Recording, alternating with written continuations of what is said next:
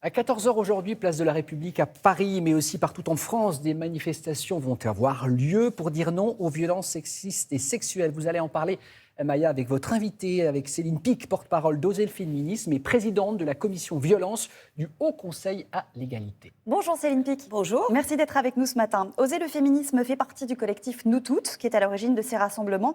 Il y en aura d'autres d'ici le 25 novembre et la journée mondiale de lutte contre les violences faites aux femmes. Je voudrais commencer avec un chiffre qui est donné par Nous Toutes. 118 femmes sont déjà mortes cette année sous les coups de leur conjoint ou ex-conjoint. C'est plus que l'ensemble des féminicides de toute l'année 2021. Est-ce qu'il y en a plus qu'avant ou est-ce qu'on qualifie mieux les crimes dont sont victimes les femmes ? Je pense que si on regarde sur ces dernières années, depuis, je dirais, 2017, au moment du déclenchement de de MeToo, on a une relative stabilité des chiffres de violences conjugales et on a une relative stabilité du nombre de féminicides. On parle de l'année dernière de 122 féminicides. Oui, mais c'était 20% de plus qu'en 2020, non ?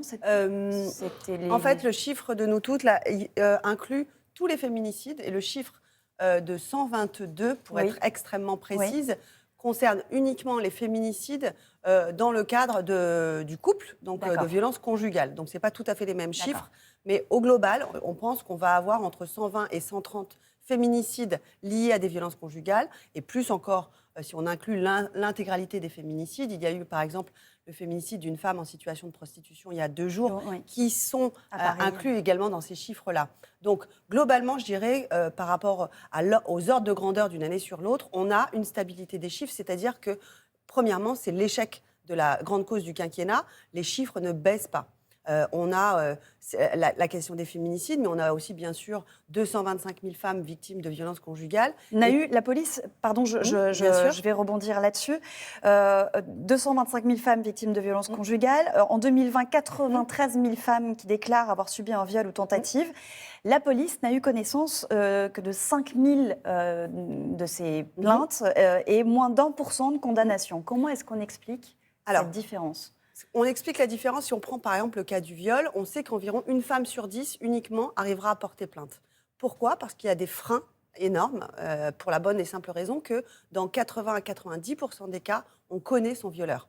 Ça peut être dans le cadre d'un enfant, parce que je rappellerai qu'au-delà de ces chiffres de 94 000 femmes victimes de viol, il y a aussi 165 000 enfants victimes de viol. Ça peut être le père, quelqu'un de la famille. On parle beaucoup d'inceste ces dernières années. Ça peut être le patron, ça peut être l'entraîneur sportif, ça peut être un prêtre. Donc, la plupart du temps, on connaît son violeur. Et donc, c'est extrêmement difficile. Et puis, on a aussi un frein parce que c'est encore un parcours judiciaire extrêmement éprouvant pour ces femmes. Comment ça se passe aujourd'hui quand on veut porter plainte pour viol ou tentative, quand on entre dans un commissariat ? Quand on rentre dans un commissariat, on a aujourd'hui, c'est un petit peu la loterie géographique. Moi, j'appelle ça la loterie géographique, c'est-à-dire qu'on demande, nous, depuis un certain nombre d'années, une formation des policiers, parce que recueillir la parole d'une femme victime de violence conjugale ou de viol, ça nécessite une formation. Donc, il y a des commissariats où ça se passe bien, où il y a un bon accueil des femmes, les plaintes sont bien prises, et une plainte bien prise, c'est la promesse aussi d'une instruction et derrière, et la justice qui puisse effectivement faire son travail.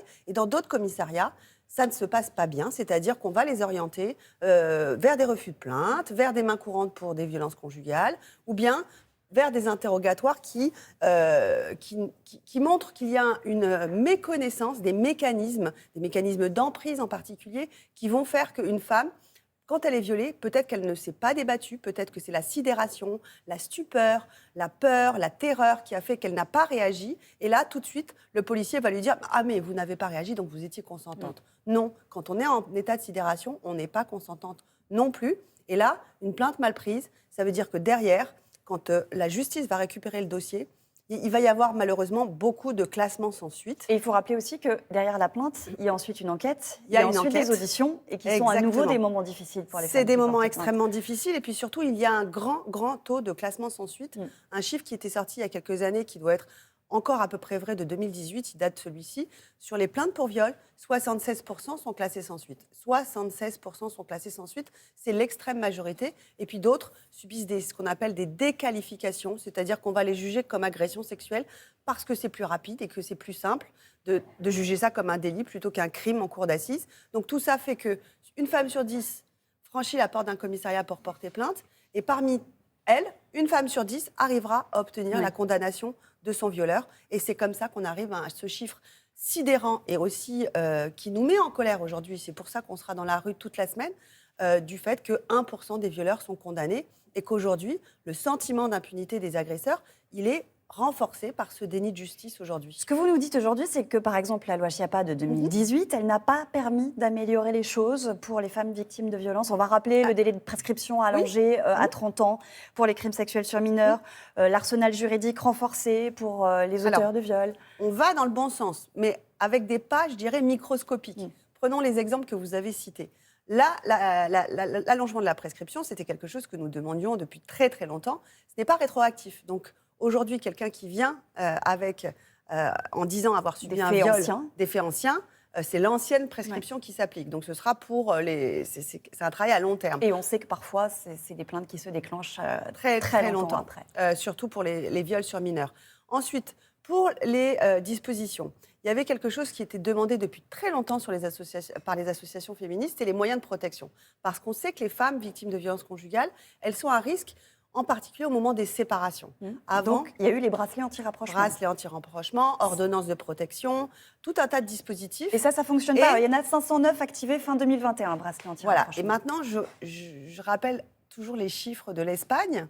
L'Espagne, qui est un pays qui a une population comparable à la France. Quand on parle, par exemple, des ordonnances de protection qui interdisent à l'ex-conjoint violent d'approcher sa femme, eh ben, on parle d'environ 3000 ordonnances de protection en France. On parle de 30 000. 30 000. Donc, il y a un rapport de 1 à 10. Et si on prend les téléphones graves danger, c'est à peu près la même chose. On voit bien que 500 téléphones graves danger, dans le cas face à 225 000 femmes victimes de violences conjugales, c'est largement insuffisant. Donc, ces dispositifs, ils doivent être démultipliés. Et là, arrive une question... La question qui fâche depuis un certain temps, c'est la question des moyens.